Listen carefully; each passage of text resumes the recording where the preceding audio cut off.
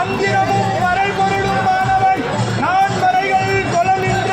செஞ்சடை எம்பெருமான் ஆறேறு சடைமுடி மேல் சிறை வைத்தவன் முதலாகி நடுவாகி முடிவும் மாணவன் பத்தர் மனத்துள் ஏயும் பசுபதி கண்ணப்பன் கண்ணப்பன் கண்டு உகந்தவன் 63 உருவான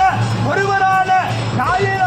வாயிலார் நாயனார் அவதரித்த புண்ணிய பூமி கண் பார்வை இழந்த சுக்கிரனுக்கு பார்வை அளித்தவன் 9 கோள்களில் ஒருவரான சுக்கிரனின் தமிழ் பெயர்